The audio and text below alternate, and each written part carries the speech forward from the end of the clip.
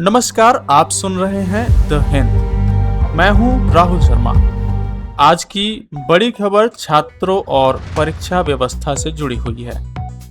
प्रधानमंत्री नरेंद्र मोदी ने paper leak के मुद्दे पर एक बार फिर छात्रों को संबोधित करते हुए एक नया वीडियो संदेश जारी किया है। प्रधानमंत्री ने कहा है कि छात्रों के भविष्य के साथ खिलवाड़ करने वालों को उनके खिलाफ सरकार सख्त कार्रवाई कर रही है और अब पेपर लीक को रोकने के लिए और भी कठोर कानून लाने की दिशा में कदम उठाया जा रहा है।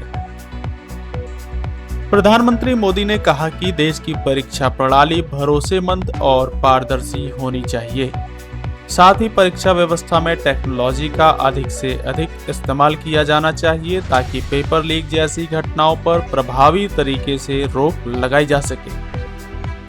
प्रधानमंत्री ने अपने वीडियो संदेश में कहा कि विद्यार्थियों के भविष्य के लिए भारत सरकार लगातार कई कदम उठा रही है।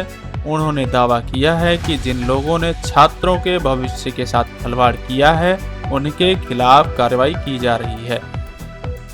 प्रधानमंत्री ने कहा कि सरकार फास्ट ट्रैक कोर्ट बनाने की दिशा में भी आगे बढ़ चुकी है। साथ ही संसद में कठोर प्रावधानों वाला नया कानून लाने की बात भी कही गई है। हालांकि प्रधानमंत्री ने यह भी कहा कि केवल सख्त कानून बनाना ही पर्याप्त नहीं है, देश का भविष्य परीक्षा व्यवस्था के बारे में भी सोचना होगा। उन्होंने कहा कि हमारी परीक्षा प्रणाली विश्वसनीय हो, पारदर्शी हो और उसमें आधुनिक तकनीक का अधिक से अधिक इस्तेमाल किया जा सके।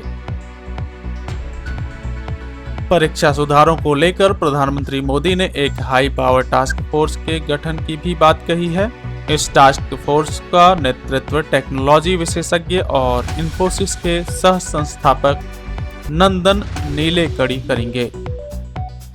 प्रधानमंत्री के मुताबिक यह टास्क फोर्स परीक्षा सुधारों पर काम करेगी और इसकी रिपोर्ट के आधार पर आने वाली परीक्षाओं को बेहतर और सुरक्षित बनाने के लिए जरूरी कदम उठाए जाएंगे। आपको बता दें कि छात्रों और पेपर लीक के मुद्दे पर प्रधानमंत्री नरेंद्र मोदी का यह लगातार तीसरा वीडियो संदेश बताया जा रहा है, जिससे मोबाइल के सेल्फी कैमरे से रिकॉर्ड किया गया है। इससे पहले भी प्रधानमंत्री ने छात्रों के मुद्दे और परीक्षा व्यवस्था को लेकर वीडियो संदेश जारी किए थे।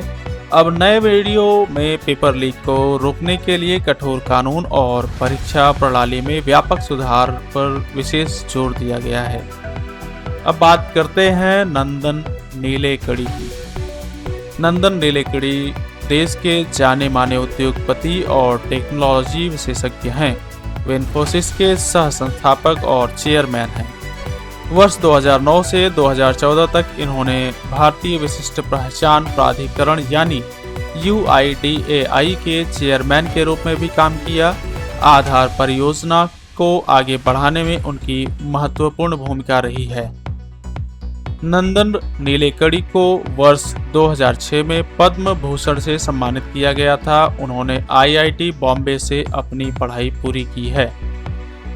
तो छात्रों के लिए बड़ी खबर यह है कि सरकार पेपर लीक जैसी घटनाओं पर रोक लगाने के लिए कठोर कानून के साथ साथ परीक्षा प्रणाली में तकनीकी और संरचनात्मक सुधार की दिशा में आगे बढ़ने की बात कर रही है। अब देखना होगा कि प्रस्तावित कानून और परीक्षा सुधारों के बाद देश की परीक्षा व्यवस्था कितनी पारदर्शी और सुरक्षित बन पाती है।